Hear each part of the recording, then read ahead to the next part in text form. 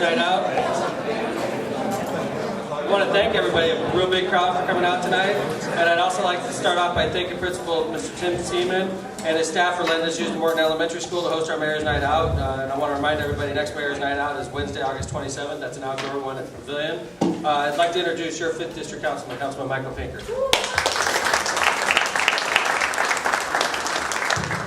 Good evening, folks. It's nice to have a nice showing here in the 5th District. I know we got a lot of concerned citizens out there about all kinds of different issues. Basically what I'm going to do right now, go over some projects that we got going on in the 5th District, some things we started, some things we finished, and then I'll turn it over to the mayor for any questions and answers. First of all, the finished projects. Walnut finally got finished from 173rd to 177th. New streets, sewers, curbs, sidewalks, and lighting. Really came out nice.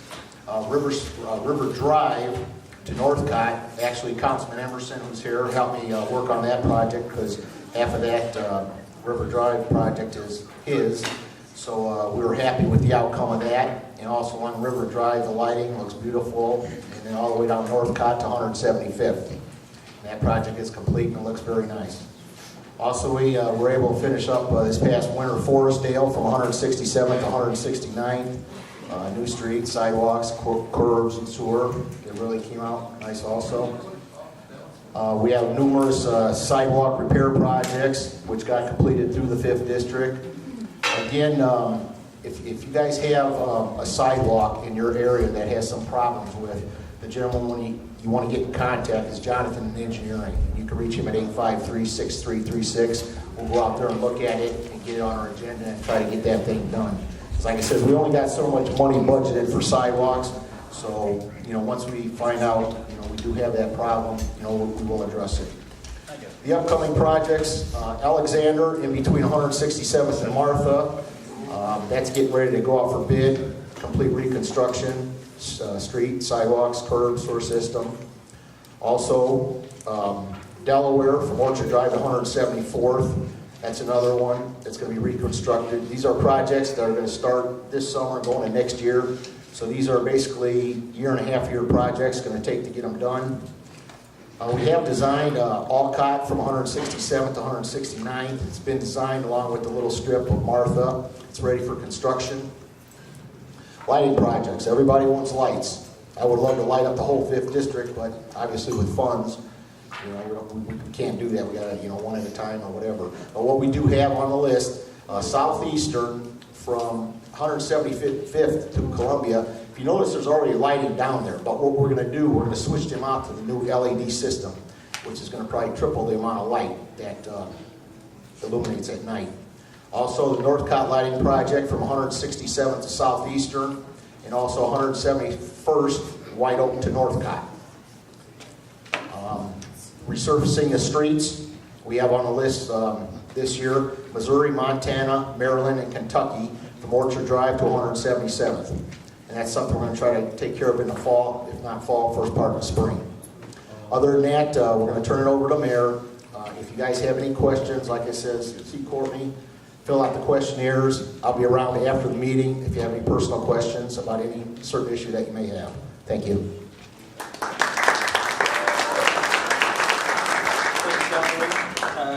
Again, thank you to everybody for coming out to Mayor's Night Out. We've been doing this. We started off for the first 8 years doing it every month, and then we started going, 3 years ago, we started going to 6 a year. It seems like when we do the 6, they're a lot more well-attended, which tonight is no exception to that. So I'd also like to thank the elected officials that come out to support Mayor's Night Out. I'd like to recognize first our citywide candidates, Clerk Robert Bullock. Thank you very much, Bob. Councilwoman at Large, Janet Vanez. Councilman at Large, Robert Markovich. Mr. Councilman Bill Emerson. Of course, Councilman Michael Pinker.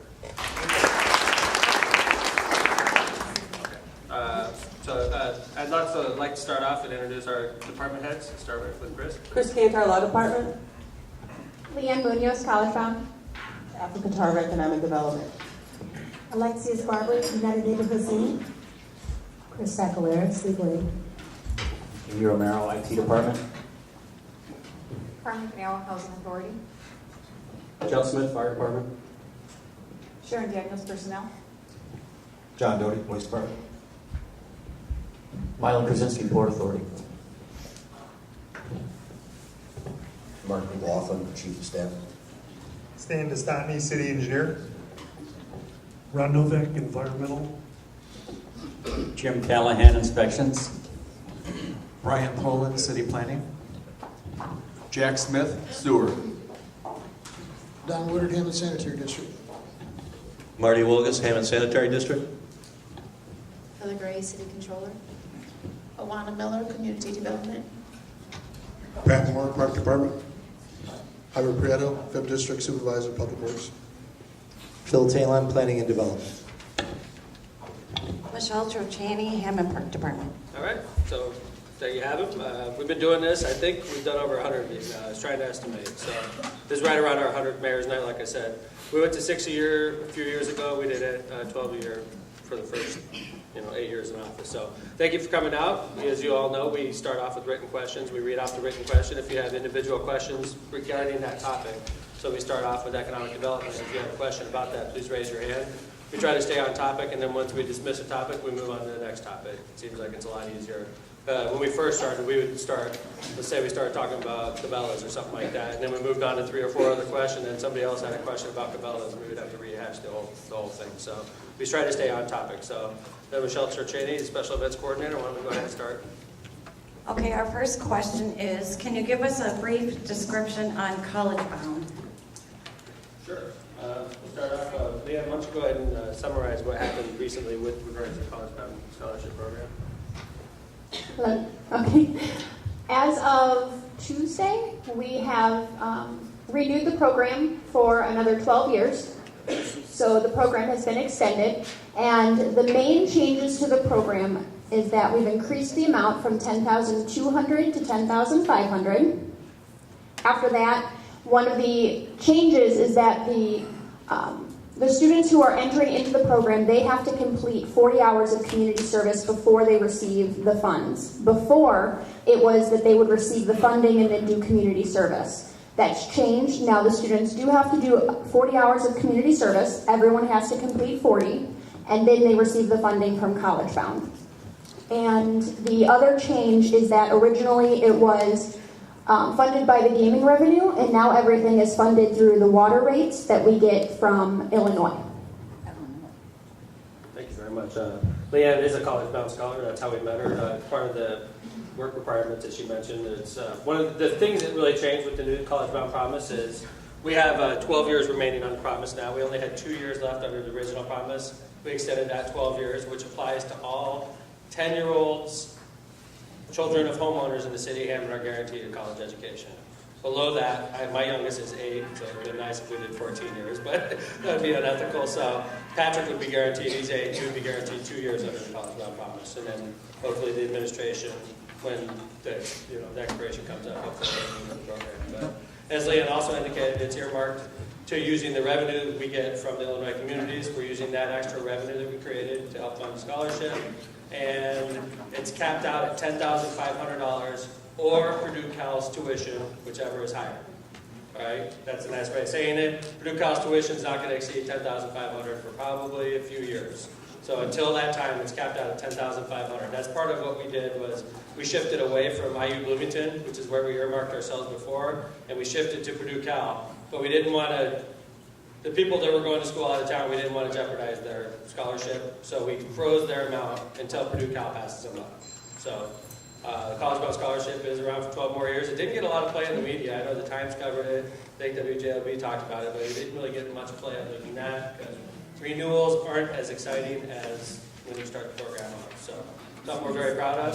I want to thank the members of the Hammond City Council who voted 9-0 in support of it. That's the second time the Hammond Council has voted 9-0. They did it when we created the program 8 years ago, and then they renewed it again. So I think College Bound is one of the reasons we're stabilizing our population. You know, when you look at other urban cities, the period between 2000 and 2010, there were communities very close by to us. Urban communities losing 20, 10, more sometimes of their population During that same period of time, Hammond literally maintained the same population, about 80,100. We've had 80,100 in 2010 population, 2,000 population, and a 1990 population, which tells me that our population is stabilized. Obviously, the home ownership is more valuable with this scholarship, and it's something I think the council and I are both very proud of. And as far as the homeowners, I think it's very valuable. Makes your home worth more, and it's not going anywhere for 12 more years. So thank you again to the Hammond Council. If you have any questions on that, please, now's the time. Yes, ma'am. What are the requirements? The requirement is you live in Hammond technically since 8th grade.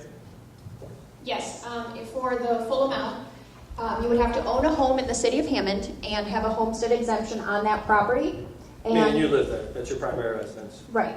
And then also the student has academic requirements that they have to maintain. So a student would have to have a 3.0 GPA, or if they're in between the 2.5 to 2.9 range, they would have to have one of three things.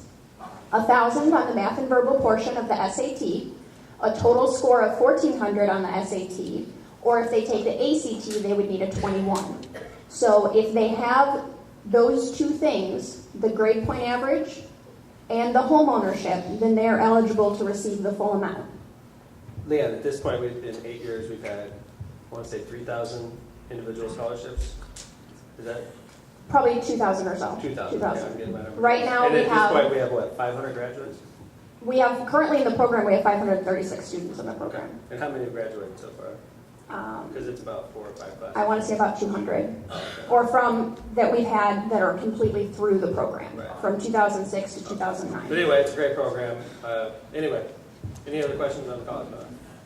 Sure. And we ask for you to wait for the microphone because it's on. This is on Go Hammond TV. So people should hear it also.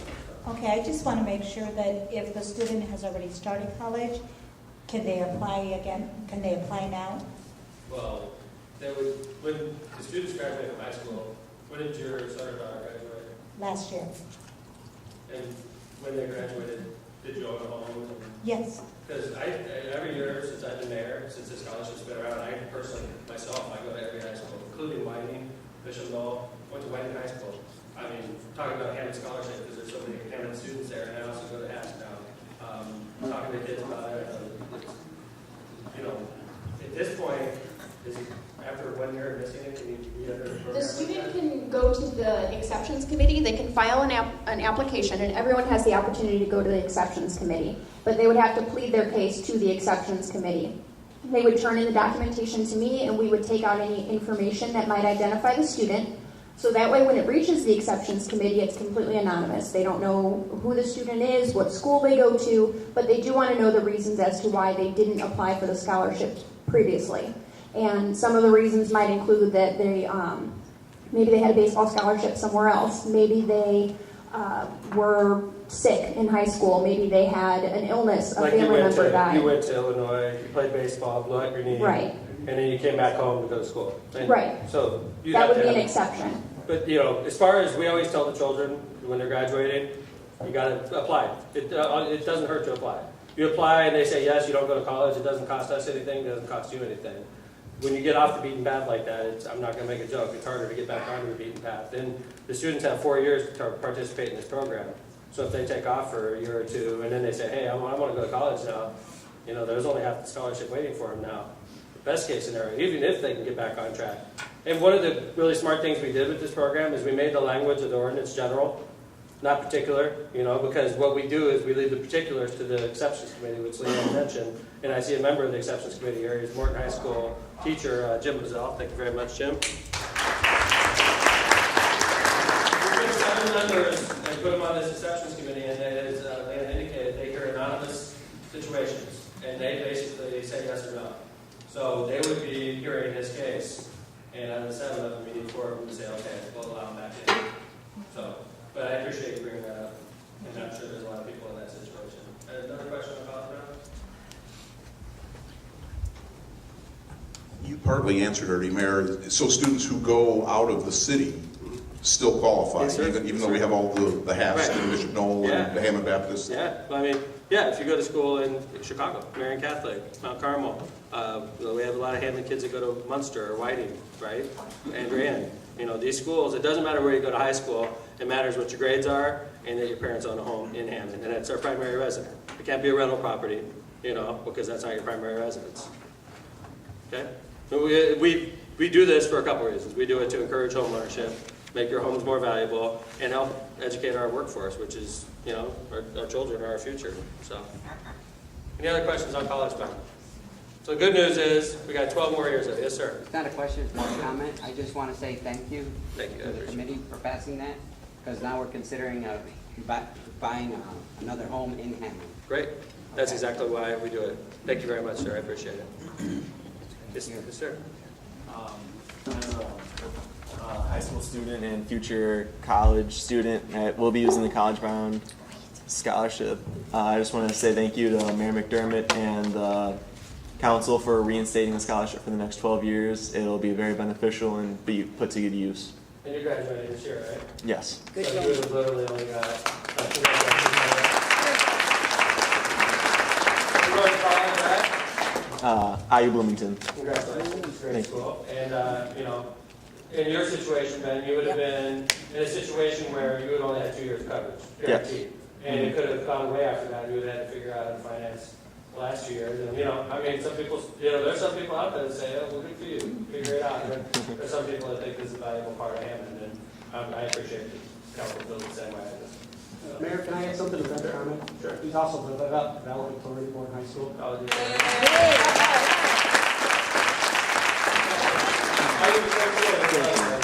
Thank you. Keep up the good work, then. Great question, yes. Any college in Indiana, public or private. You can go to Notre Dame, Purdue, Cal, IU Bloomington, Ball State. We've learned all the colleges in Indiana since we started this program. Because you see, the scholarships going out. Funny enough, you would think that when we created this scholarship, everybody would be going off to Bloomington or West Lafayette. 50% of them stay right here in the region. Most of them go into Purdue, Cal, and then after that it's IUN. Cal College is starting to pick up also. The funny thing is, when you think about it, so, if, one of my kids goes to Purdue Calumet, the tuition is covered through the scholarship. They don't need room and board because they live right across the street from the school. They could go to Purdue Calumet for free, basically. And that's a great deal, so. Okay, any other questions? So again, it's going to happen without the support of the Hammond Council. The mayor doesn't have the authority to do it by themselves. So when you see your council person, please thank them for a unanimous vote on something I think is important to Hammond's future. So again, thank you guys very much. All right, let's do the next question. Okay, repeated sewer backups, 4 in past 7 years, 2 in the past 1 year. What is causing this? What can be done? Okay. Obviously, we knew this was coming. So, there's multiple questions on this also. There's a lot. Okay. Like 12, at least, right? What is your address?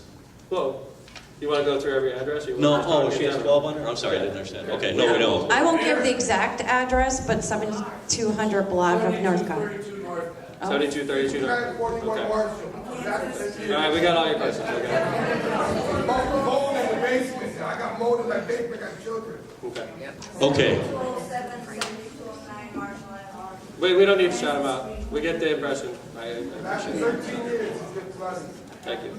We had, between the last 5 and 10 years, I'm sure you are all noticing that the weather patterns here have changed dramatically. Our winters have become more mild, and our heavy rainstorms have become more tropical, which means that the sewer systems that were designed here many years ago to catch basins were designed for slow rains that would last anywhere from 3 to 4 hours to a drizzle.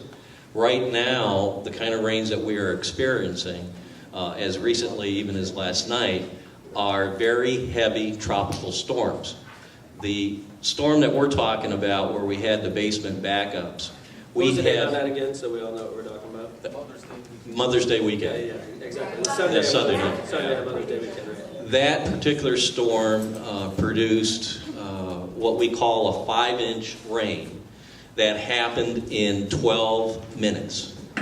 Our system was running full speed. There was not a pump station that was down. The plant was running full operation. We actually, at one point, were pumping 111 million gallons into the river, just to make sure nothing was backed up even worse than what it was. Which is not cool with the federal government. No, because... I mean, so basically, if we don't do what we did that day, we got another 30, 40 million gallons that we have something to do with. You know, I mean, so we have issues with the EPA on what happened with the river, which is part of the reason they ordered us to build a $70 million catch basin to help deal with this. You know, I get, when we have situations like this, which we've had multiple since I've been mayor, you know, I get a lot of calls that say, Mayor, turn on the pumps. These pumps are on demand, all right? When they get hit with the water and the demand, they turn on. Secondly, I hear, Mayor, I see water shooting out of the manhole covers. Okay? The pumps are going backwards. I hear it every time. I do. The pumps are not going backwards. What that means is our system is totally full. It is filled with the water that came down, and it's like you fill it up and there's nowhere for it to go. So it's all underground and it's a fluid system, and it starts shooting out of the manhole covers. You know, we'll get individuals, I promise. This is going to be a big part of today's topic, but I want to make sure we present to you first, okay?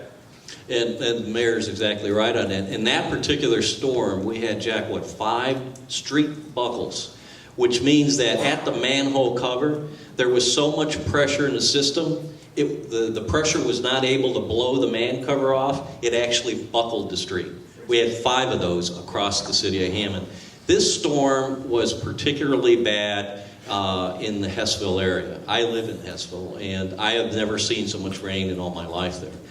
Jack has been there how many years? 17 years. 17 years, never seen anything like it. City Hall flooded, by the way. The basement of City Hall. When we walked in for the council meeting the next day, you walked through a flood in the basement. And I know all the council people that walk in, that's usually the way they go into City Hall. City Hall flooded that day. Civic Center flooded. Civic Center flooded that day. You know, I felt better during the one flood we had in 2008 because my house flooded that day. My house didn't flood this time, but it's just, I got lucky, I guess. I don't know. But, Stan, city engineer for over 40 years, right? Not quite. All right. So anyway, you got a lot of experience, Stan. All right? I'm trying to make a point here. Can you please, Stan also, because he's city engineer, sits as the chairman of the sanitary district. Are you the chairman of the sanitary district? Yes. And so obviously Stan has helped design many of the streets that we all live on. You know, he's been here for a long time. Stan, can you please sort of elaborate Marty's point? Yeah, back when I was, when I first started working in the engineering department, was under Mayor Ruskowski, and we had a much less efficient system at that time. You know, anytime we'd have any kind of large rain, we'd have thousands of basement backups. Over the years, we have done improvements. We've increased capacity. We've increased the ability of the main station to actually move water through it. I think the station's designed for 70 million gallons. It's just about at 68 million. Yeah, and we pump greatly in excess of that. Anytime we have basement backups, we take it seriously. We want you to call the sewer department. We map it out, and then we look and say, well, what can we do to make this less of a problem? Plus, we also have a program through the sanitary district that if you've had basement backups, if you have the ability to put in a backup preventer, the sanitary district will help you pay for that. Has to be done by a licensed plumber. What's this? That's the letter that we send out Yeah. once a basement backup stand has been verified by the sewer department. We have a GIS system in the sanitary district where they map every backup. That's why it's important for you to call in and at least give us the information so that we can put it, and it's like a cluster map. And we can literally look at the city and what flooded, and then we compare event to event so that if we see frequency, you know, it's always flooding in North Hammond or it's always flooding in certain parts of Hessville, we know that maybe there's a weakness in the system over there. Sorry, Yeah. And it's an old system, and it needs to be augmented. So we've been adding storm sewers. We've got a model of the whole system, which is managed by ABH Donahue out of Chicago. And every time we rebuild any sewers, they physically run the model and say, hey, you need to upsize the sewer, you need to do this, you need to change where this water flows. So we're trying to solve the problem. It's a long, drawn-out process. And if you have the deepest basement on a block, you should consider putting one of these backflow preventers in. I want to, and I know Marty still wants to point a couple things out. I want to tell you, as a Hammond resident, there's not a community in Northwest Indiana that puts more into the streets.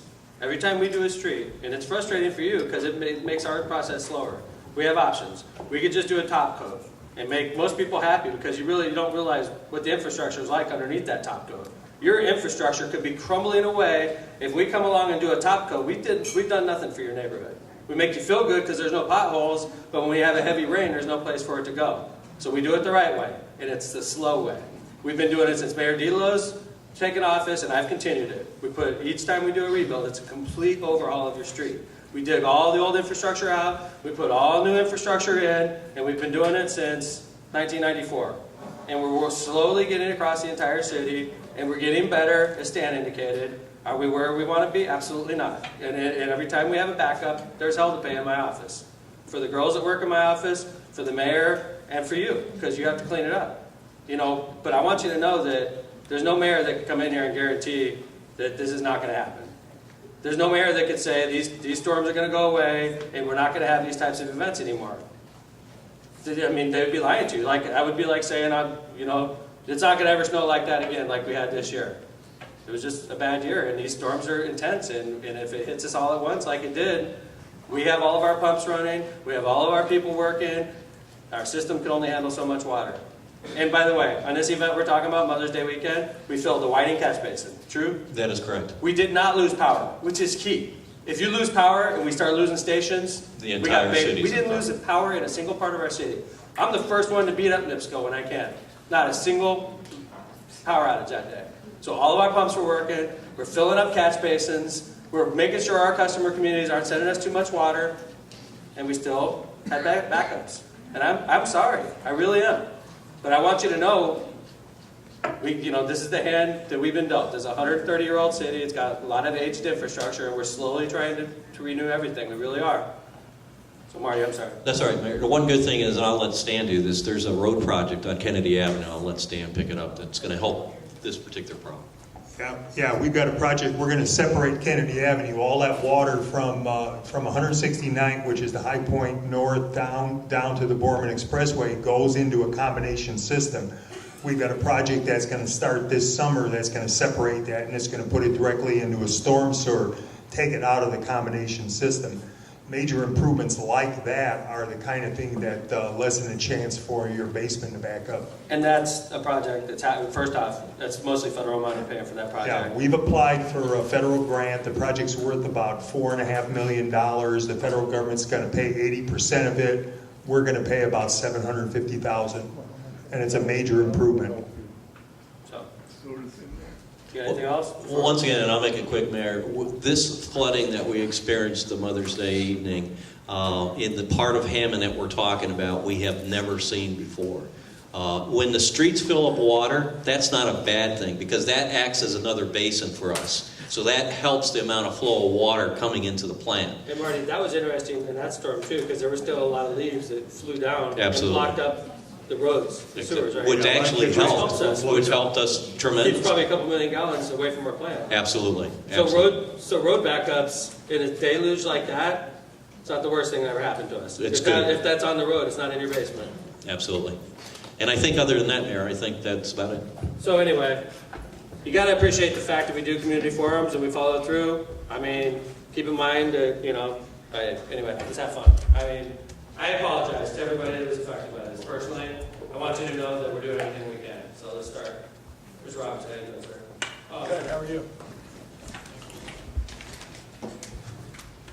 I appreciate everything that you said. Here's my problem.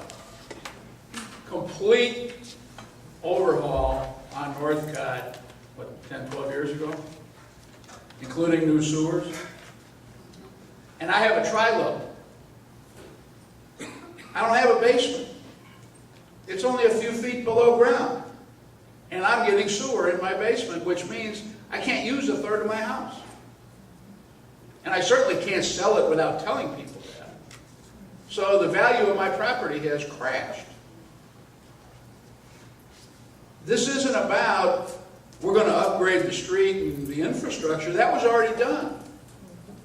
This isn't about I've got the deepest basement on the block. I don't have a basement. I have a tri-level. There's something else going on here, and I don't know what it is. But I'm not satisfied with the answers I've heard. Now, logically, first I can tell you, we've had our sewer rotted 3 times. Each time by licensed Hammond plumbers. Each time they've said, there's nothing in your sewer, no blockage, no roots, no nothing. It's not you, it's the city. So it's not our sewer. So either the sewer running along Northcott is blocked, or there's too much volume for the newly upgraded system. And since I think you guys probably put in a decent-sized sewer system, it makes me suspicious that we're getting too much water from Munster. Let's just try to say Their basements aren't flooding. Even though your sewers are, they're all new, we still have to feed through the whole system. So if you're on Northcott, that's got to go to 177. It's got to cross under the Borman. You're north of the Borman. Yes. It's got to go to Columbia Avenue. It's got to go all the way up Columbia Avenue. Then it's got to go under the Grand Cal River into the plant.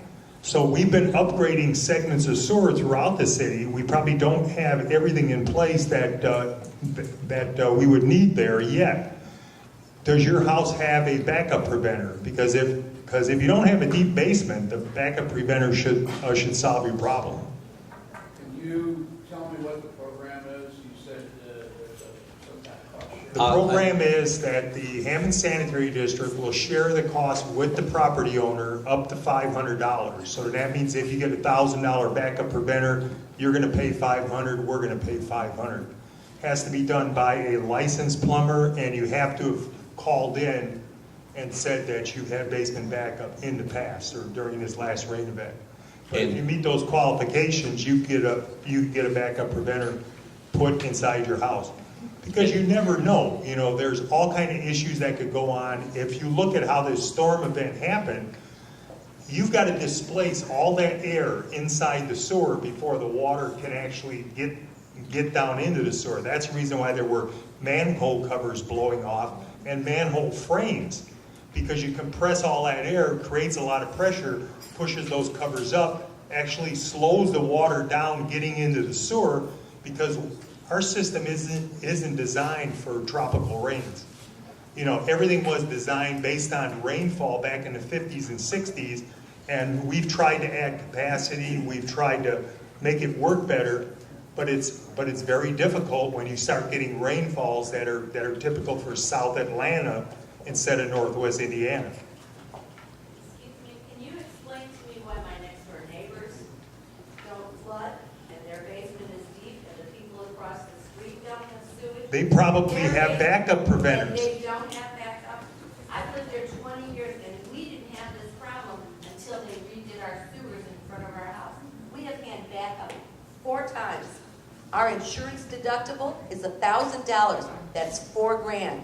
3 times on the advice of the sewer people, we have rotted our sewer system at a cost of $250 a time. I have it written down on it that there was nothing on it. That's $750. That's $4,750 we've paid out of pocket. Do you have backup prevention on your? Yes, I do. Well then, why did it back up? It should have worked fine. Because I can't stay at home day and night. Yeah, but it should be automatic. Who put it in? I don't have that. So why was your sewer back up? You're using our basement as a catch basin for sewage. Ma'am, that's I'm not true. tired of it That's not 4 true. times. You think we make a conscious decision to push No, water I in? don't. That's ridiculous. I don't. You know I don't think I know. we Well, consciously but at made the that. same time, Calm down. Listen, I know you're frustrated. Settle down, everybody. Excuse me? Settle I know down, you're please. frustrated, but you know when that storm came in and that rain came down, that it was not an ordinary storm, okay? I mean, if there was a drizzle and you're backing up into your basement, I could see your frustration, but that was a deluge. We had 5 inches of rain in 1 hour. Next day. Our What is neighbors fi- flooded the It next day. What is 5 Next inches day. times the total square miles of the Let me city? just clarify this 5 inches, Mayor. It's 5 inches. We had, in a matter of 12 minutes, we had almost 2 inches. In 12 minutes. When you do the multiplication on it, it's like getting 5 inches of rain over an hour. How many millions of gallons is 2 inches of rain in 12 minutes? If our plant could only handle 60 million gallons, that's way over 60 million gallons, right? Well, we were pushing 111 million gallons through the plant. But that means 50 million gallons was going where it wasn't supposed to be going. Absolutely. Which is a violation all of it doesn't federal go- law, by the way, which we have to deal with the US EPA on as well. And when they come along, they're saying, you got to do $70 million worth of improvements, Hammond, and they don't ask. Yes, ma'am. I've been living on the 6900 block for over 10 years, maybe 12 years. And even before that, my mom had that house. That house has been flooded every single time it rained. My husband even put a flap for the sewer to, or whatever. Backup preventer. Backup preventer. Our basement, I mean, we have stuff coming out of there that you couldn't even imagine.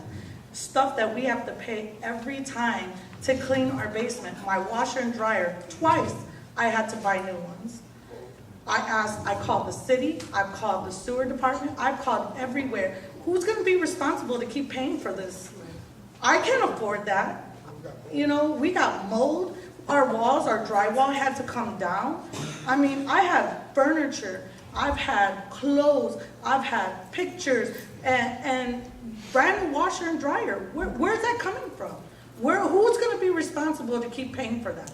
I want to know. You guys keep saying that, you guys are trying to do your best about it.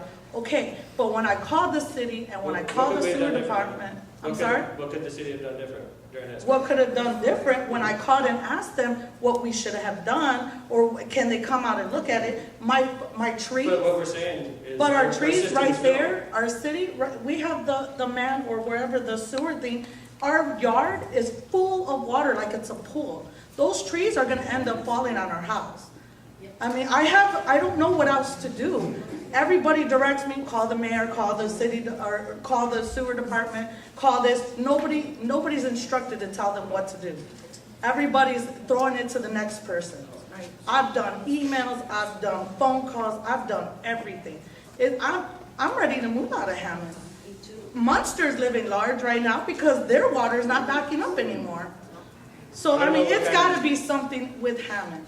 It's Hammond. Something's gotta give. And you know what, Mayor? I mean, I have to add to that. When I lived on the other side of Hammond in Howard, I remember I ended up emailing you and stating that I needed light on that block because I had a special needs child, and nobody, they just kept bouncing, call the engineer, call so-and-so, call so-and-so. And it's like, okay, I need light. You know, I have a special needs child that I need to make sure that we're safe. So it's like, now I got flooded, and it's like, who's gonna be paying for those damages? Because I know State Farm isn't gonna do that. Our deductible went up to $2,000 already because of the flooding. We can't afford to pay that anymore. We're not rich. I hear you. Mayor, may I talk? My parents live on New Jersey Avenue, actually one of the first houses built in the Haskell area. So all the sewer systems are very old, especially the sanitary. Every time it rains just a little bit, I talk loud anyways. Can't hear you. Every time it rains a little bit, they get backup. We don't have a basement. We live on a slab. And I keep telling them that there's an issue with the sewer. Maybe the water's coming in somewhere and no one wants to do anything about it. My parents is 79 and 84 years old. So that's why I'm here today, even though I don't like to talk to people. So, sorry, I'm a little nervous. Your house is 6347. Correct. You have been on our list since 2008. Thank you. And see, this is not the first time that I've never come to a mayor's night out. Well, I'm frustrated, so now I'm coming and I'm asking you to help my parents who've been having this problem for quite a few years. Every time it rains, the sewer, which is in the alley for the sanitary, keeps backing up into the house. And it shouldn't occur at all. I live on Grand Avenue at the same address, which is only 3 blocks over. I don't have none of that problem at all, sir. And my street is old as theirs. What I'm So- saying about your house is that since 2008, it was verified, Your house, your mother and father's house was put on our list to get a backflow preventer. No one has ever said that to us. Well, we have it on our list here, and we also know we sent a letter out saying that you qualify for the program. No one has ever sent a letter, sir. I promise you I'm correct on this. You know, so if you want to resend it again, that'd be great, or give me a copy about it, because I don't know how it would, being a slab house, you would even have that kind of a backflow preventer. It's not like your average basement sewer, am I correct? I'm not for sure either, but I just assume. Because not only was it coming out of the little sewer part where it's inside the furnace room, it was coming up the tub too. And we're not the only ones. Everybody on that block and on the other side is having the same issue. And there's got to be something wrong with the sewer system in the alley. That's why I'm complaining. Save my parents' house, please. They've lived here over 62 years, sir. Thank you. What's their address? 6347 New Jersey Avenue.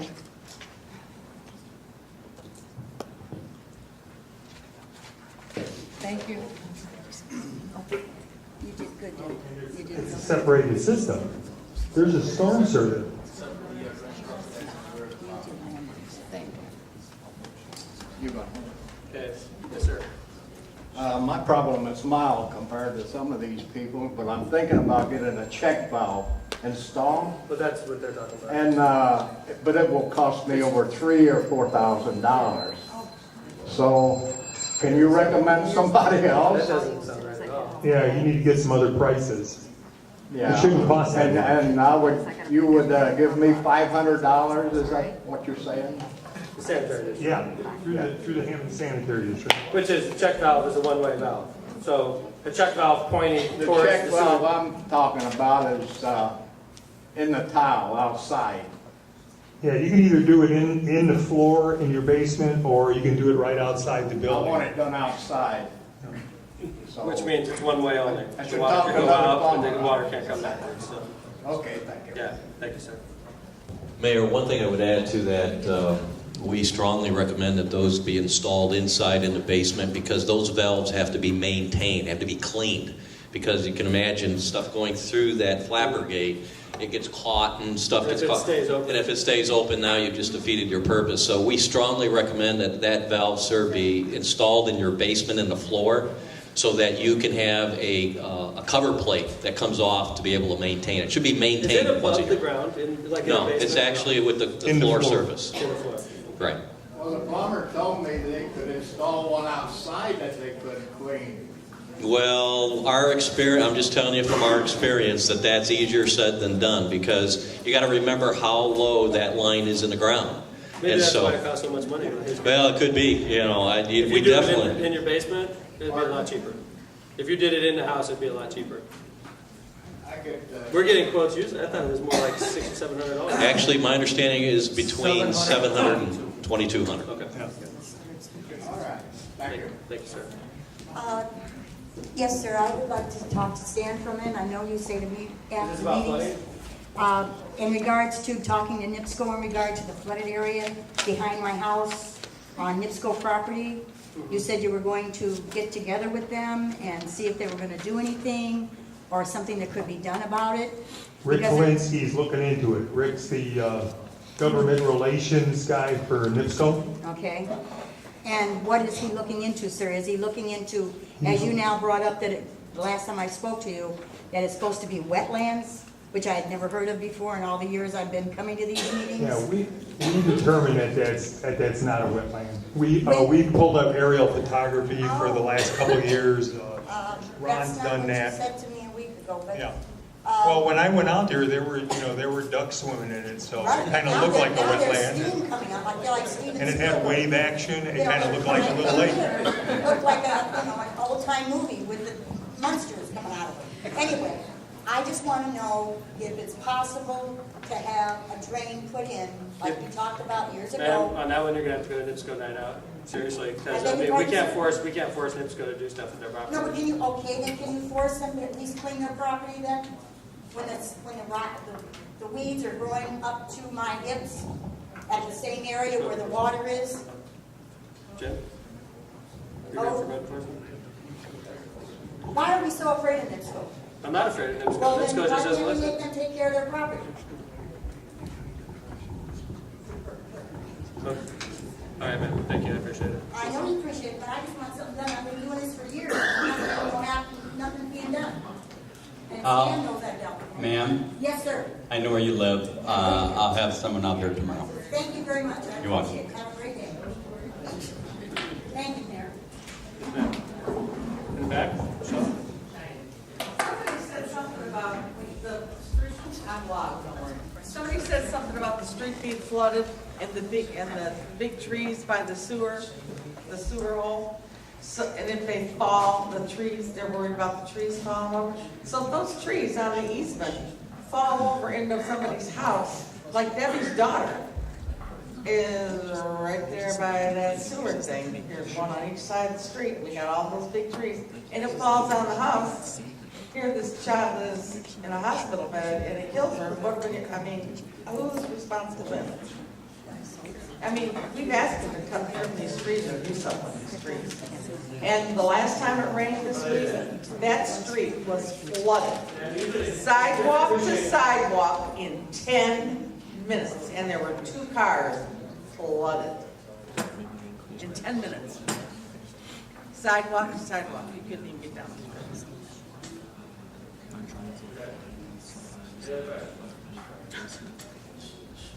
I got one more question. You say install backflow preventers? You said to install backflow preventers that'll help you out? That don't help because the water pressure at my house was so bad, it just blew them back. I changed it. Yeah, 2 of them. I changed them twice.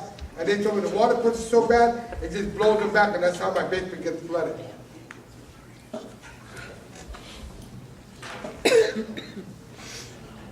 Any other questions? Yes, ma'am. Right here, Michelle. Michelle. My basement got flooded. But this time, it was a day it rained real hard. And just the other day, it wasn't raining, it wasn't anything. And there was black mud that was coming out to the 2 drains that I had. And also, my husband cleaned it up. And that evening, there was sand that had come up through the drains. My husband is asthmatic. I have a handicapped son. And I can't clean it by myself. I'm 80 years old. I can't clean it. I need help. I don't know where to go. I don't know what to do.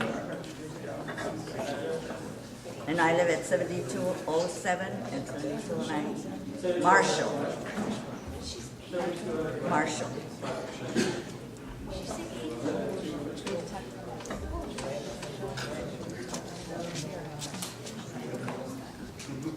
Thank you. So what do I do now? Okay, why is there sand coming up now? And why was the black mud coming up? It hadn't rained those days. Well, the one thing I would ask, Mayor, do you have a backflow preventer on your? No, I don't. Okay. Typically, if there's sand coming up inside a house, you've got a broken tile, either a broken footing drain or your sewer's leaking sand. Because it's not going to come all the way back from the main sewer. Okay, now I have another question. They're doing a big, what is it? They're fixing at the AT&T building. They tore up all the parking lot, which is right directly behind my garage by my house. They had the big machines out there. When they were cracking up all that cement, my house was shaking. And right after that is when all this started coming up through my drains. In fact, they're still working on it.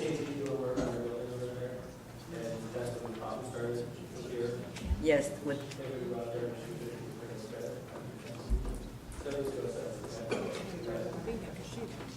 We're gonna come out there and shoot. It's AT&T found the average man. okay, We have cameras. all right. Thank you very much. Okay,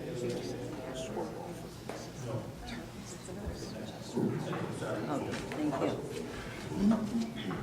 It's such a beautiful Mother's Day. Just to give you an idea too, Mayor, just yesterday's storm that we had that came in very quickly. I was worried because it was It was heavy, very quick, and I was at the plant. Just to give you an idea, Robertsdale had almost 2 inches of rain in that short period of time. The rest of the city had less than an inch. Right. And so I heard some people indicating earlier, well, Munster didn't flood. You know, the storm patterns are so different over the, this is a big city, geographically. The storm patterns are so different. Munster could have got 0, and we could have got 5. I mean, it's, and you see that with snowfall too. You'll see pockets of snowfall where it just doesn't make sense, or even like these microbursts that we get nowadays. I remember a few years ago, a microburst went right through City Hall, and a block away from City Hall, everything was fine, and you went through Martin Luther King Park, and there's 40 or 50 trees on the ground. I mean, it's hard to explain the weather patterns. Why didn't Munster back up? We're all part of the same system. You know, Munster probably didn't back up because they didn't get hit as hard. And Munster does back up. We have them on our maps too, but they didn't on this storm. One other statistic too, Mayor. We had 27 street covers that blew off. Most of those across the city, way up. To blow a street cover off, could you indicate again what that indicates to you? Well, the pressure.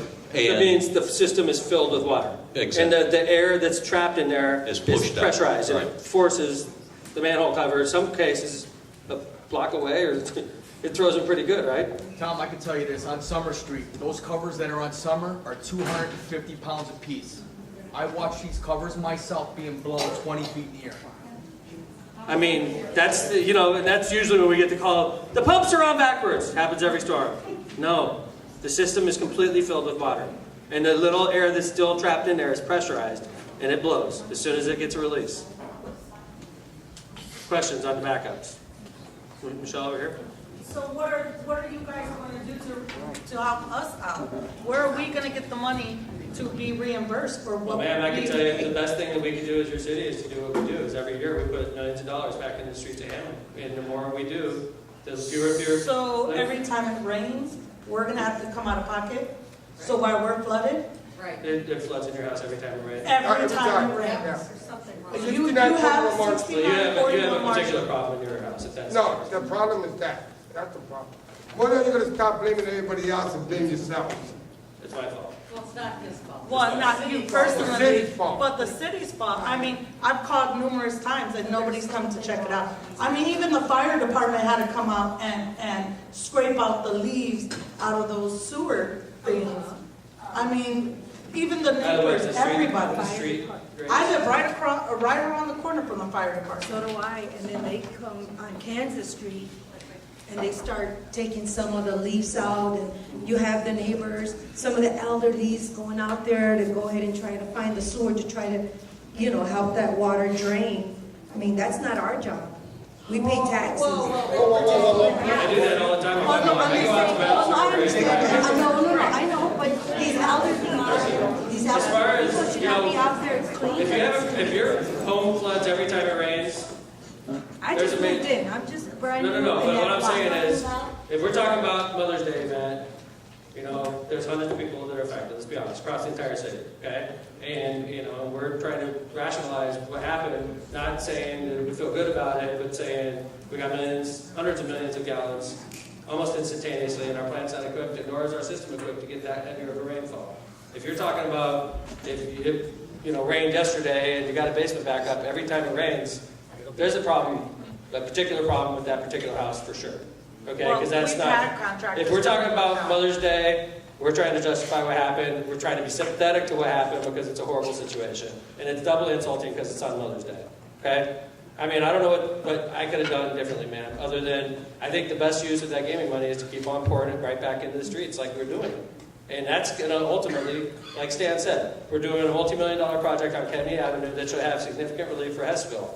We've got 80% federal money, we're matching it with 20%, doing it this year. And it's going to help. We're way better off doing that than, that's the best course of action. It's diligence and following through. And I don't know if that makes you feel good. It probably doesn't, but we're trying to tell you what happened. We're not trying to sugarcoat it. We could have canceled tonight's meeting, but we showed up like pros and came out here to look you in the face and say, we're sorry. I am sorry. I was sorry when it snowed feet and, we couldn't clear all the streets instantaneously. I was sorry then too. I don't feel good about hearing you guys' stories. It's a horrible thing. It's a horrible thing. Hold on, we got a question over here. For those who can't break their lease themselves like I can't, Frankie Mervan will send somebody out and break the lease for you if you're unhealthy and able to do it. You mean the street leaves? The leaves, no, All due the respect leaves, to everybody. yeah, the leaves start in your yard and they blow into the I'm street. not the most handy guy in the world, but I go out and break my street grade so that We do too, but I'm just but that means having the attitude I heard earlier that, well, I pay my taxes, I don't have to do that crap. It's like, okay. Mayor? Yes, sir. I can tell you this, I received my first call at 7-Eleven by the Hammond PD. And within 15 minutes, I had my whole entire department out. On Mother's Day. On Mother's Day. Out there responding to the 171 calls that we had. I kept them out till 1 o'clock in the morning. That's including myself that was in the field helping these guys maintain all the calls that were coming in. The following day, these guys went home, came back at 7 o'clock, and did it all the way again till 7 o'clock.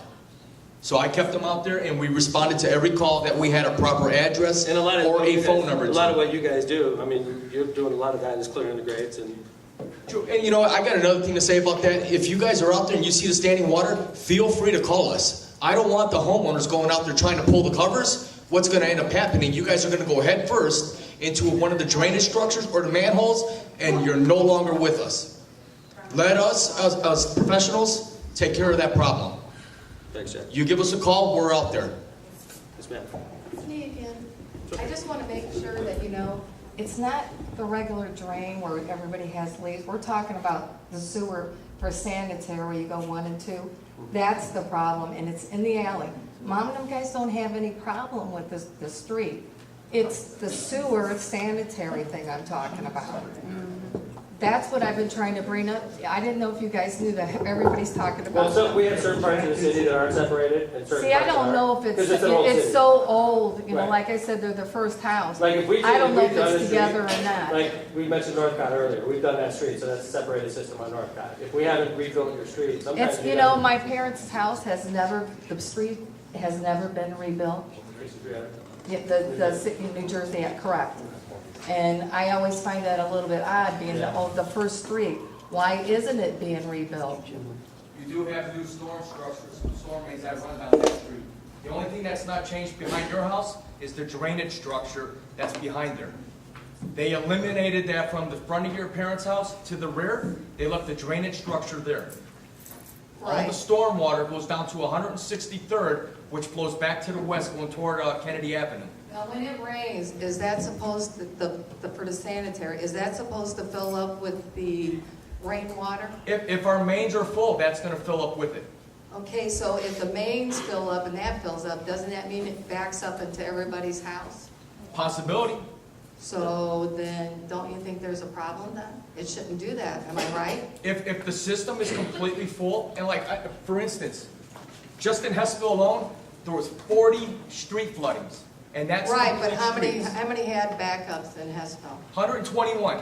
But was it due to? And out of those the slab, not the 121 basement? people that had basement backups, 64 of them, We don't have a basement. I understand that, but the ones that do, 64 of them are on the list since 2008 that I got right here All right. for the basement backups And it's that true were that sent when out. these things are happening, I have called you guys and you say, oh, we'll come out and we'll see what's going on. You never show up. We do show up. I got actually promise written you, sir. documentation from you. This is why I'm here. All right, ma'am. I've never Thanks. been I to one appreciate of it. these. This is the whole thing. That's why I'm here to say, hey, you guys So- are not doing what you're supposed to be doing when we ask for help. Okay, thank you, appreciate it. Yeah. I could talk about the storm sewer in that neighborhood. That sewer was put in, I think, in the late 70s, and it was separated, and it ends up in a 108-inch sewer out in Kennedy Avenue that goes up to the Grand Cal River. So that's a massive sewer. You gotta remember that a lot of the water in the city of Hammond doesn't go through the plant. It goes directly to the rivers through storm sewers. So if they're moving 105 million gallons through the plant, we're probably moving 500 million through other pump stations, through storm sewers that go directly out to the rivers. So this was a massive rain event. There was so much rain that came down so fast. There was just no way to handle it. And you're always at that risk. You can build the best storm sewer system in the world, and you can still get a rain that is bigger than the capacity of the system. Well, how big do you actually build it? handle. Do you build it to handle a hurricane? And you may never have a hurricane. And If you never run the pumps, if you make it so big and the pumps are never running, the system's not going to work when you need it. Any other questions, comments? Okay, again, I know there's a lot of frustration, and I apologize on behalf of the city, and we're gonna keep doing what we do and trying to do our best we can, and when we have these monumental downpours, I can assure you that all pumps are running. When we get in trouble, is when we lose power. And NIPSCO does that too, and we did not lose power at Mother's Day storm, it was just a downpour. And we all know it was a downpour, it was an unusual rain event. We know what normal rain events are, we know what unusual. Even that storm yesterday that Marty mentioned, when that one came down, I was like, man, because it was one of those storms, but it wasn't as intense, it wasn't as long, but it was intense for a short period of time. What kind of rain results do you have to mention? Yesterday, we had 2 inches recorded up in Robertsdale where Stan lives, and we had less than an inch from the plant on. Any backups from yesterday? None. None. So we got 2 inches in one part of the city yesterday, no basement backups. It's, thank God, I agree. You know, it's not that we operated any different yesterday than we did on Mother's Day either. We operate the same way. It's our system to handle, equipped to handle 60 million gallons. That's what our plant's equipped to handle. And if we get more than that, we're in trouble. But we did fill up Whiting Catch Basin. We did have power on at all times. I know that in one thing I check every time is the customer community. They send us more water than we were supposed to. Whiting? No, because we were working with them. We filled our catch basin. Island? No. Yes, they did. But where did they put the water? In the little cow. In the little cow, right. So Highland illegally discharged into the little cow. And Griffin? No. The customer communities were within their contracts. We had power on the whole time. I mean, it's a horrible situation. I'm sorry, and there's a lot of frustration. I know that. So, anyway. We spent a lot of time on one topic. I know there's multiple questions. We're going to keep your questions, and we're going to give them to the sanitary department for mapping and for further follow-up. But I'm going to go ahead and move Mayor's Night on to the next topic because I know there's multiple topics people want to talk about. So, thank you. I apologize again on behalf of the city, and we're going to go ahead and move on to the next topic. Mayor's Night. Okay, the next topic is about please update Kennedy Park development and repaving on Kennedy Avenue. Okay, well, repaving on Kennedy Avenue, we covered that earlier. Staying one hit the high points on that again. We just got the bill from the state. As soon as we send them a check, the contractor will get authorization to start the work. Walsh & Kelly is a general contractor on the project. The project should be substantially completed this year. There may be some detail work that needs to be done next year, but as soon as the weather starts to go bad, they're going to open all 4 traffic lanes. It'll be open to traffic during construction, 1 lane either direction. There will never be any total closures on it, so there will always be traffic moving through there. There's going to be some construction issues this summer too, because we know on the boulevard, 69th North is under construction. So 69th North on the boulevard is going to be limited traffic flow for the summer, and then over on Kennedy, 69th to the highway is going to be under construction. So Indianapolis Boulevard should be wrapping up by August 1st. They should pretty much be out of there. And then the issue of Kennedy Park Apartments, what we now call Oxbow Landing. I'm going to pass off to Economic Development Coordinator Africa Tarver. Oxbow Landing, with BW3s, they're anticipated to begin construction in about 30 days. So that's some good news for that area. We'll see development taking place. And Hampton Inn is expected to begin construction in approximately about 2 months. So you'll see I talked to the unions, and I know the unions are meeting with Hampton right now, which is a good indication that they're getting ready to start construction on that as well, so. Correct. So you should see some activity in about a month and a half. You should see some activity in that area. This is this area is a lot of interest. We're working with one big tenant right now we're trying to land, and if we land that tenant, it should easily fill up the rest of the development, but there's been interest from a pet surgery center, hotels obviously, a couple other restaurants we're talking with, but one big tenant we're trying to work on. It would take 40% of the total acreage and it would be a big addition to that, so I would be really happy to have that, but I can't really talk about it. So, but that is taking the negative to a positive. When the first accident is there was a lot of concern from Nessville, and regarding in particular from Nessville in regards to at that time we were park apartments and the adverse effects of that on our community, particularly on Nessville.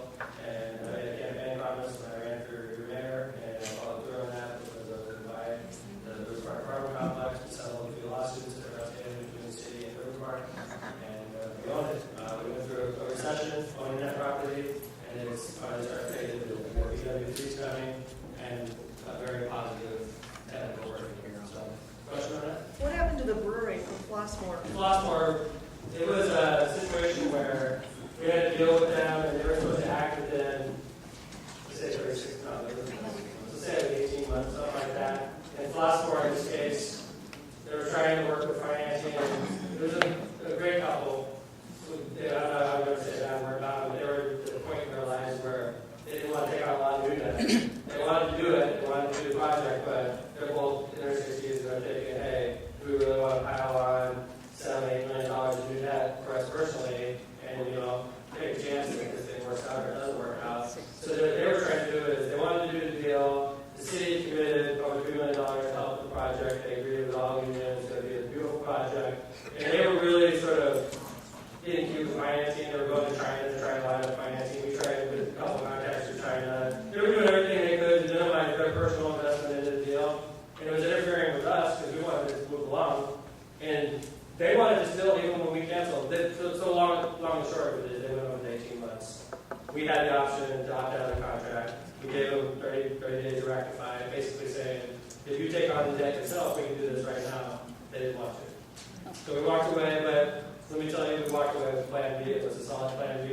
It still is a solid Plan B. And it's such a good plan that I haven't even read the word about it publicly. And that's hard for me to do. So we're working on it. And I tell you, I think once Plan B becomes public knowledge, you'll be happy that deal did happen. But we're working on a big one right now, and I hope it comes through. And it'd be good for jobs, it'd be good for Chinese options, it'd be really, really positive. So The positive thing was getting rid of those apartments. Thank you. I agree with you. Oh, yeah. Yep. Economic development is the topic in regards to Yeah, sure. First of all, we just want to thank the city of Hammond, the mayor and his staff, Phil, Africa. Thank you guys so much for supporting the Hessel Business Association along with all of the businesses that just did the spring cleanup for Hessel. I don't know how many of you guys heard about that, but we kicked that off and it was a pretty good success. And thanks to some of our sponsors, I think it was Home Depot, Strachan Van Til, who else sponsored us? Some people who donated some money for snacks and things like that. First Midwest Bank, as well as Santa Maria Bakery on Kennedy Avenue, and Freddy's Steakhouse. So we want to thank them and thank the city because they sent somebody out to do a special garbage pickup for us on that Saturday. And they also sent over college-bound volunteers. So we just want to thank them because it was a really positive event. And we're doing this because we would like to help develop the Hessville area and just see it grow economically in a more positive way. But we cannot do it alone.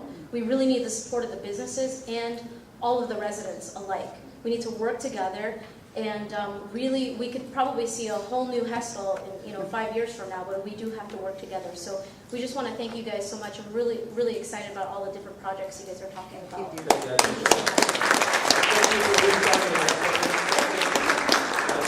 We're going to put some money into Kennedy Avenue, try to help you with the steps over there. Thank you so much. Thank you. Here I come. I'd like to thank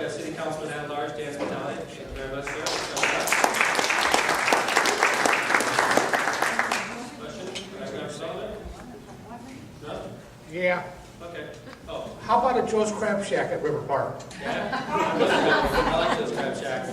But the thing is, It's a long drive out to Maryville. yeah, no, I agree. Those crab shacks. It is. Oh, we have a question up here, Michelle. So, it's, you know what, Baker's, you know, a reputable business coming along that wants to locate there, like Joe's Crab Shack, would be welcome with open arms, you know. But they all have rules on where they want to invest as well.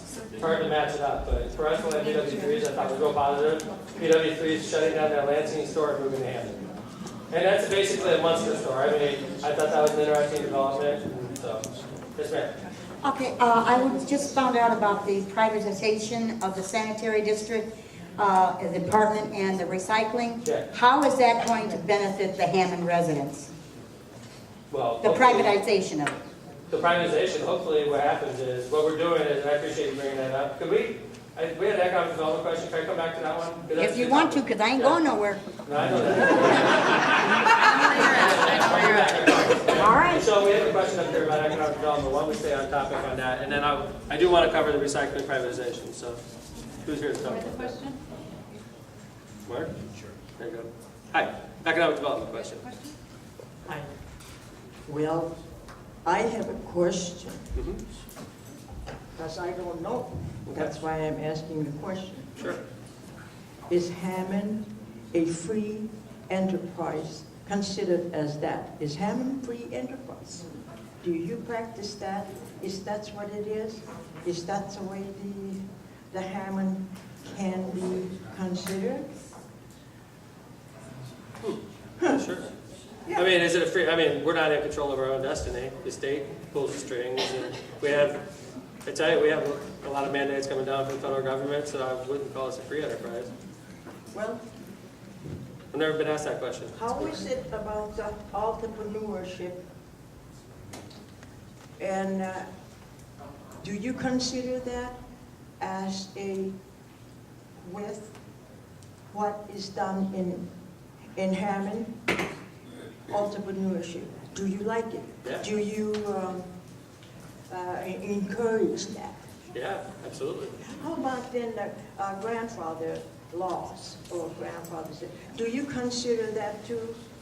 With all the subjects, what you have to do with the free enterprise, what people does, what they like to do, and what they should do, and do you like that? The grandfather, is it still on? Because I asked many people. I'm gonna ask my city attorney to answer on behalf of me there. All right, I'm not exactly sure where this question is going. I mean, whatever people want to do in the privacy of their own home is cool with me, as long as it doesn't break any ordinances and they don't park on the grass. But the city of Hammond is a municipal corporation, and anything that is power given to a municipal corporation or withholds from a power of a municipal corporation, we follow. Now, as to be grandfathered, the term grandfathered means something that was legal at the time it was created, and then the law changed after the effect. If something was illegal, it could never be grandfathered in. So let's say there's always been a slaughterhouse in my backyard. That was never legal. That was never a legal use in the residential neighborhood in the 5th District. So therefore, if I've been running a slaughterhouse, I can't say it's grandfathered in because it was never legal to do so. The same thing goes for basement apartments, attic apartments, people like to park on the grass, carriage houses, people who don't feed their dogs. Just because it's always been that way doesn't mean it was always legal. And in order to be grandfathered, it had to have been legal once. For example, if anybody here has a light in their closet, in their front hall closet where they hang their coats, if there's a light there, you're not supposed to do that anymore. But at the time the house was built, it was perfectly legal to do that. The city's not going to run around and make everybody yank their front hall closet lights out. That would be something that would be grandfathered. However, if you're constructing a new closet, you can't put a light in and say, well, it's always been that way, it's grandfathered, because that's not the case. So hopefully that clears things up. Thanks, Chris. All right, let's move on to the next question. Oh, gosh. Yeah. Recycling. No, this is important. I'm really glad you brought this up. Starting July 1st, we're going through the recycling system in the city of Hammond. It's going to be single stream. And what single stream means is it's going to be picked up from the alley in a single can. It's going to look just like our garbage can, and the same type of garbage can as our garbage can, except for it's going to be a Republic. Is it going to have a different color top on it? With a different color top on it, like you see in Munster and other communities. How is it going to help the average Hammond resident? Right. hopefully, what this does is encourage more Hammond residents to recycle. And by having more Hammond residents recycle, the private company will make more money, but more importantly, we'll reduce our costs because we won't have to use as much for our landfill. Which, last time I checked, Gary in here? Gary? Yes, he is. $6 million, is that a fair statement for our landfill costs every year? Yep, exactly. $6 million a year. Yep, right on the head. That's how much it costs us to put our garbage in there, into the But what kind of references is this? What is it, Republic? Yes. Okay, what are we going to do with complaints? In other words, if you're gonna taking call away the, recycling and the sanitation and everything else, if we have. No. Oh, what? Sanitation, we're still collecting your garbage. The recycling is the only thing that's going private. Recycling, that's it. Okay, so in They're other gonna words. pick up, they're gonna have a separate schedule too. It won't even be on the same day as your garbage pickup necessarily. Okay, 'cause I was It may be, concerned. it may not be. But they're gonna be the ones. I was concerned because it wasn't really explained, and I thought that Well, the they're gonna be more- sanitation and the recycling was You're going to gonna be hear a lot more about combined. it coming out in June. Well, thank you, Mayor, because I'm looking forward to Well, it. this is a good prelude to what's going to be coming out. Okay. Because July 1st, you're going to be getting your new cans during the month of June. July 1st, we're going to start the new system. Mark McLaughlin, who was part of this privatization effort. Mark, do you want to say anything? I did great. Sometime in the next 30 days, every household in Hammond will receive a 96-gallon blue tote that looks like your garbage can. So, and it'll have instructions on it. You can throw every plastic, metal, everything just goes in a one can. And it'll sit in your alley next to your garbage can, and every 2 weeks, you'll be picked up. And we'll have more on our website. You'll receive something. There'll be a hanger on your garbage can in the next few days also. So there's no separating 1, 2 plastic or anything Nope. like that? No, none of that You in can the throw it past. all in the same can. Just don't throw the garbage in there. That's what I'm worried about them doing. Well, that's not your problem, though. That's a good thing. We can call Republic with that. Yeah, Republic it will deal is. with I know everybody. But I anyway, thank appreciate you for that. your time of that, and I'll be looking forward to working because I want to know who I can complain to if somebody doesn't do their job. All right. Thank you. Anybody have any questions about recycling privatization coming July 1st? The neighborhood near you. Actually, coming right to your neighborhood. Okay, we got a couple questions in the back. Is there gonna be a charge for this? I mean, is it gonna be addition to It's our through- already garbage pickup or nothing? Really? It's going to be covered by the community pay for the sanitation, or a portion of that pay. Okay. Thank you. The cans that they'll be giving us, will we have to pay for those? What's that? No. No. Okay. That's part of the RFP we put out. That cost is built into the RFP. Yeah, okay, so don't throw alcohols in there, stuff like that. So, yeah. What do we do with the old recycle bins? Great question, thank you. I got a bunch of them. You know what this is an excellent question. It's gonna be asked probably 50 times of me in the next month. First off, the funniest part of this, your current blue recycling bins, not recyclable. Right? I would just say, let's just recycle all the old bins. Mayor, they're not recyclable. Okay? So it looks like Hammond residents will have extra bins for storage. You can keep them for yourself. Gary, do you have any recommendations on what they should do if they don't want them? Yeah, actually what I'm gonna do is, once the can is in the alley, which we all remember, a lot of people, if you're diehard recyclers, you can take 3, 4, 5, 6 out a day, it's nighttime, it's windy, it's raining, all that stuff's gonna be all obsolete. This is great because you can take the old ones, maybe you put it in the garage, if your garage is attached, you can have it right out on your porch. And so you have your recycling, throw it in there, once or twice a week it's full, well, dump it in the garbage. You do not have to separate anything. Paper, glass, plastic, everything goes in the bin. No more separating, no more covering it with plastic or anything like that. So the bin will be handy if maybe you're heavy into it, and that's what our goal is, like the mayor said. We want to see the recycling go up and the land waste go down. And that is our goal. We're going to watch it really close. It should work. It's going to be so much easier for all the residents instead of carrying them. We now have elderly people that we actually go up to their porch and get them because they can't take them out. So this way it's going to work out. The old ones, that's what we're going to do. We suggest use them as your carry-out bins.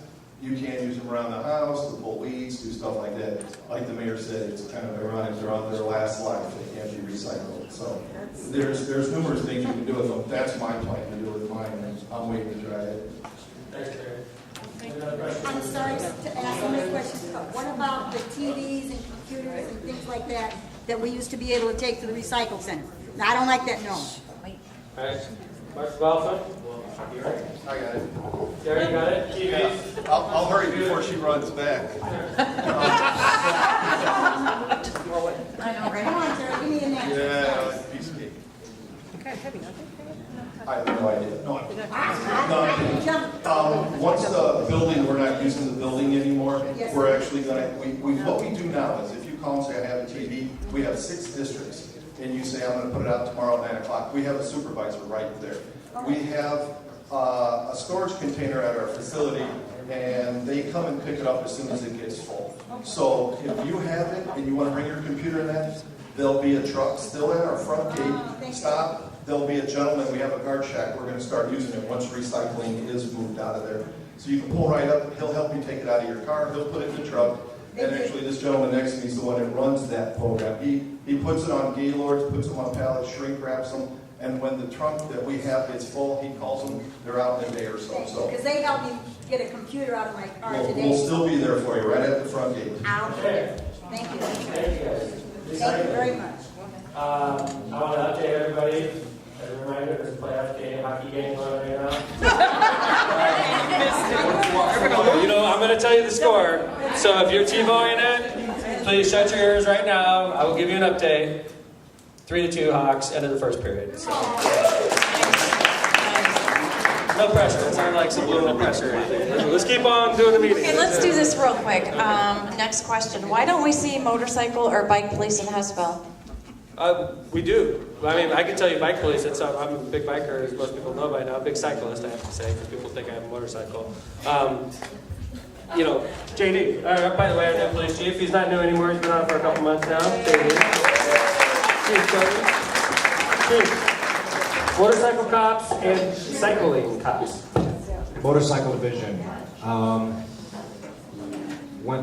Very interesting question. We went to a class and found out the class is called Below 100, and it's trying to get the number of police officers killed in the United States below 100, hopefully 0 someday. Below 100 would be nice. We're already at 42 this year, which is horrible.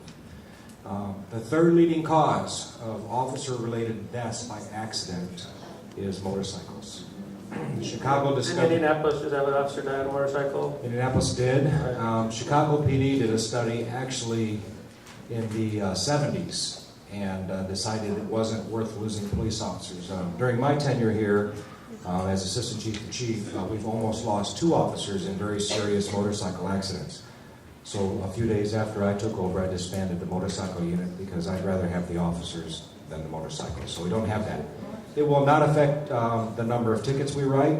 The same officers that are on our high interdiction teams who write 1,800 to 2,000 tickets individually each year are the same officers that switched to the motorcycles, and they were seasonal and they were expensive. So not buying them saves taxpayers dollars and saves my budget also. So that's why you will never ever Reiterate though, it doesn't mean less protection. It doesn't mean absolutely not. You're going to get the same coverage. The officer's going to be in a safer environment. Instead of sitting in a squad car protected when you're riding an offender, you're sitting in a motorcycle and you're gone. If a car hits you, you're gone. You're done. We've had, like I said, 2 such accidents, one on the boulevard, one on Conkey Street during my tenure. Both times the officers were hospitalized, one very serious and one was serious. Okay, can we hit on, and then I want you to hit on this, the bicycle division, and then also I want to hit on the new protocol. The bicycles started Memorial Day weekend. They are out. They used to be random. We just used to kind of just check the parks, you know, kind of check the linear parkways and the pool areas. We're now using them more. We found them to be very, very productive in high crime areas. It's almost like having an officer on a walking beat back in the day. He becomes more personally involved in the neighborhood, gets to know the people around, and now we let crime decide where they're going to be. If you're not seeing them on your side street, that's probably a good thing. They're going to be where they're needed. So, but they are out there, and they are out there every day through the entire summer, and they're out there as a town. They have the best job in the city. I want to say something that I want you homeowners and the residents that show up to these meetings to know there's different changes happening in the Hamilton Police Department, and I think for the better. The chief and I sat down and we talked a couple months ago when we took over about what we could do to make our residents even safer, to find bad guys before they commit a crime, and what we could do in the Hamilton Police Department. Because Brian Miller was such a great police chief. You know, JD coming in, big shoes to fill, and we wanted to hit the ground running, and we talked about increased contacts. Okay? You know, I don't know if you noticed, but lately a lot of people have been getting pulled over by the Hamilton Police Department. You know, if you're going 40 or 35, you may have done it 2 months ago and I got pulled over, and now you get pulled over for going 40 or 35. And usually it's a homeowner or somebody that's written where you say, you know, you gotta slow down, it's a 35 mile an hour. You say, I'm sorry, officer, I'll never do it again, and you're gonna drive you off. Okay? But sometimes when you pull over somebody going 40 and 35, you pull them over and they have alcohol in their cars. Or they have drugs in their cars. Or they have a weapon in their cars. Or maybe they have warrants. And sometimes we accidentally catch the bad guys by just enforcing traffic laws. You know, I want to make it clear. We have, under no circumstances, that the new chief and I, Chief Cody and I, talked about, you need to write more tickets, you need to do this. Absolutely not. Those words will never leave my lips. But I want you to know, there's a lot more people getting pulled over. And conduct yourself accordingly. Because you go to the mayor's right now, you should know. This is something that I'm on the same page with the chief about. You increase the number of contacts with the community. We're going to be a little bit more inconvenient sometimes. Maybe it's embarrassing because you got pulled over and you're about to get to school or something like that, right? But you're over and you get pulled over for 2 minutes and they say, you know, you got to slow down, there's kids present. I'm sorry, officer, you drive off. But by the Hamilton Police Department increasing the number of contacts with our community, we're going to accidentally learn the bad guys. And we're going to take care of it before they do the act that hurts us, or hurts our family, or hurts our property. I believe in it. I think it's a good program. I don't know if you want to say anything else about that. The only other side of it is our traffic division is one of the, well, it's grown. It was like 6 people when we took over 12 years ago under the mayor. We have about 23 officers in there now. And like I said, we have officers in there writing 1,800 to 2,000. Traffic's responsible for accidents. Yes, hit and runs. And traffic. Yes, just traffic enforcement. That's all they do. So we have, instead of a few people doing that now, we have a division. And we've shown statistically the number of fatalities in our city has gone down about 30%, and the number of traffic accidents has gone down about 40% in that time frame. Now, that's during a time frame where traffic through our city, anybody who lives here know, has probably increased exponentially. And most of the people that are coming through our town in the mornings and the evenings don't live here. So those are really the people we want to make contact with. If you're speeding through our city, through our school zones, down Calumet Avenue, and there's a 25-mile-an-hour zone, and you pass Hammond High, and you pass the next school, and you pass the next school, and kids are trying to cross our street, somebody should be out there stopping those people. You shouldn't be able to come to Hammond and just say, oh, I can put the accelerator down because I'm out of Munster now, because I'm on my way up to the train station, and I'm on Park, and I'm going to stay here all day, offer the taxpayers of Hammond nothing, and I'm just going to disrespect everybody that lives here, and maybe I'll run over your kid while you're here. Well, we're not going to tolerate that anymore.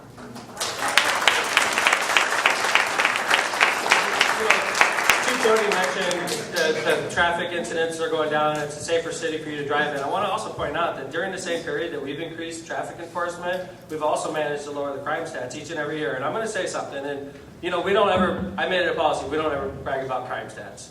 You know why? Because you can't control them. All you can do is be diligent and just like keep on enforcing it. It's like a war. You just keep fighting the bad guys every year. You know what? As soon as I come up here and brag about crime stat, something horrible is going to happen, and you're going to look to me like, okay, what are you going to do to fix this? It's constant pressure, and that's what the Hamilton Police Department's doing, constantly fighting the bad guys. And we got a great police department. It costs a lot of money, but they do a good job for us. And you know, and I never, like I said, if you were affected by crime, you don't want to hear me say things are getting safer, but they are. But you don't want to hear it because it's a crime affecting your family. It's a horrible thing. And it's hard for me to make you feel bad. I say, well, things are getting better. You don't want to hear that. It's just like today we're talking about the Mother's Day incident. You don't want to hear it. And I understand why. You're frustrated. I totally get it. I'd be frustrated in your situation also. So, anyway. Did you have anything else, Chief? Okay, Okay, this is a two-part question about a bike trail. Is there going to be a bike trail over Claymont Avenue, and is there going to be one over 165th at Maywood School? They're in the plans. There's nothing concrete at this point. Talking about is theoretical at this point. It's a dangerous crossing on a bike highway. Believe it or not, that's a bike highway. The area Lackawanna goes through our city is nationally recognized bike highway. So we're trying to make it a safer route. And in fact, Ms. Barloga from NERC just pointed out to me how they made the bike highway literally go through our city now because of all the improvements we're doing on the bike trail. Actually, on Calumet, we got preliminary approval for like about a $2 million grant to construct that bridge structure. We're going to finalize that tomorrow, and I think we're going to end up getting that money. Federal money? Yeah, federal money. And on 165th Street, actually, we're looking at a tunnel instead of a bridge because of Maywood School there. Right. It'd be a very short tunnel, and it will be lit, and we'll probably have a TV camera in it. But it's only going to be the width of the pavement on the roadway. And it's going to be not totally sunk underground. We're going to actually elevate the street slightly. So that you could literally, So at like ground level, you only, can see through it, right? only like half of it's going to be underground. For safety reasons, because it is by a school. But we think that that's the easiest and safest way to cross there because the school city's not too happy about the bridge going over the top and coming down next to the school building. All right. Mr. Pinker, you have a question? How about all these trains all of a sudden going through the city? Okay. I mean, I lived here for 78 years, and I've never, even during World War II, I didn't see this many trains going through. Yeah. And they're stopping and tying everything up except Arizona. And I says at night, it's like every 15 or 20 minutes a train goes through. I know it's like that through the region. I mean, Griffith, I forgot the exact merger. I'm sure there's people in here that know what I'm talking about. But there was a merger recently, and Hammond was a little affected by it, but other communities were way worse affected. Like Griffith, for instance, was devastated with that train merger. I've learned a couple things as your mayor over the last 11 years.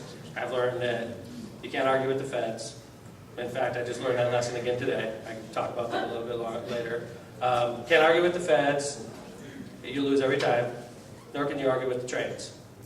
The trains, under our federal laws, you got the federal government, and then you got the states, and then you got counties, and then you got the city. We're down here. The trains are like higher than the states. They're treated with priority. And you talk to these train companies, they're like, hey buddy, we were here before Hammond was here. They look at us like, you guys moved to us. You can't complain about the train. You moved Hammond there. The train was there before you, Hammond. So, and I'm going to pass off to Attorney Cantar, they're literally, you see how trains are treated under federal law. It's almost like they're created a separate state. Yeah, there's nothing we can do about the trains. How about a silent You can, in order to do a silent crossing, you have to put gates. Stan can probably help me On with both this. sides. On both sides, Right. and that little thing down the middle that Right, looks so you like can't cross over. right, so that nobody can cross over and go And around. it's not even possible. Like we've researched certain intersections. There's some. We looked at one in downtown Hammond. It's just not possible because of clearances and. You have to completely redesign the intersections, just like You've seen Griffith. Munster over there, Munster on was it White Yeah. Oak? Right, White Oak. The way they've got it with the gates and the little yellow Right. things going down the middle. That make it so it's completely impossible for you to go around. Correct. That's a And- silent and as crossing. long as the railroad buys into it, which could take a year. If the railroad buys into it, the municipality is willing to invest millions of dollars per intersection. In some cases, it's worth it though. If it's literally right next to a neighborhood. You know, our intersections are so close. Grand Avenue, Parrish, Kennedy, Arizona. They blow them horns. I mean, it's constant. Right. Sir, I agree. And I'm going to tell you another frustrating thing, okay? So I tell the police department, you know, these damn trains are stopping, you guys got to do something about it. Ordinance says if they're stopping. We can't have an ordinance. State law says if they block the crossing for more than 10 minutes, they Then can be you- issued a ticket. State citation. Correct, but Which we means can't- we can't prosecute it. No, we It can't goes write to- local ordinances. We tried doing a local ordinance where it was 5 minutes and it was struck down as unconstitutional by the federal courts. So we write state citations, and they group hundreds of these Hundreds. citations together, and it goes off to, I'm not trying to throw Bernie under the bus, but it goes to the county prosecutor. I mean, he's an elected official, you guys can talk to him, and they take these hundreds of citations where you spent thousands of hours sitting behind a stalled train, and he'll negotiate it out for like radar detectors.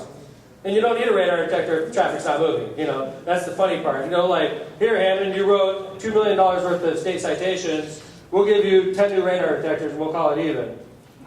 And you're just like, so the police officer's discouraged, like, why the hell do I even write these tickets? Nothing even happens, which is true.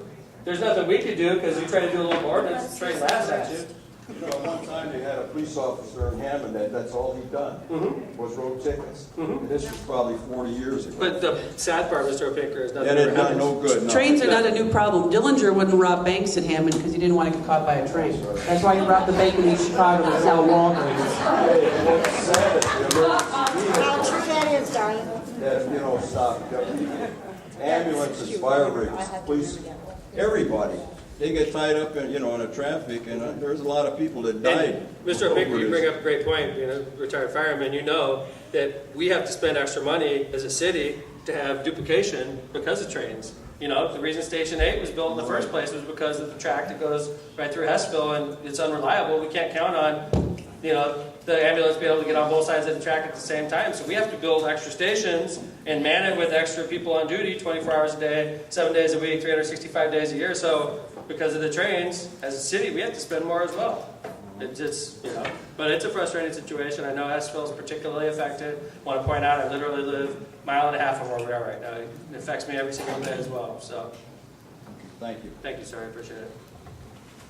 All right, let's keep them rolling. Second period should be starting pretty soon now. So. We have one comment left, and we're going to end on a good note. Really? Good. From Hey, before we end on a good note. Uh-oh, okay. No.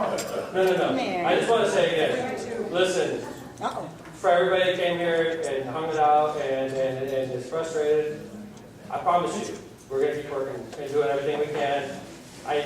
We know how many people are affected, we know what part of the city you live in, and it doesn't make you feel any better, I understand, but I want you to know, it's not like we understand. There's bad things happening, we're trying to fix it. It's not easy, and it's affecting you, and it ruined your Mother's Day. I truly, on behalf of the city, apologize.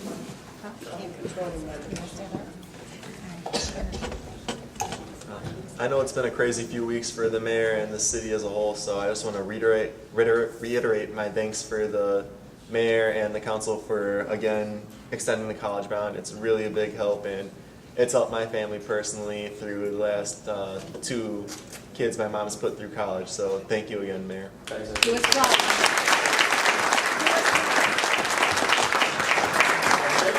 Okay, thank you guys for coming to Mayor's Night Out. I want to remind you again, next Mayor's Night Out is an outdoor. We're breaking for the summer. Wednesday, August 27th, Pavilion of Wolf Lake, outdoor. It will be on that day, so, we have one question left. Wait, one more thing. Sorry, Mayor. I wanted to thank Hammond for mentioning that the Shakespearean program tomorrow night at the library at 6:30. Also wanted to reiterate Hammond Art Walk Saturday 10 to 4, covering 12 different venues, including White Ripple Gallery, the library, Hammond Innovation Center, Paul Henry, South Shore Arts Substation, Toll Theater, Flex Studio, Sidecar Gallery, Blue Room, Mark Anderson Illustration, It's Just Serendipity, and Hammond Art Center. Be there, support your city.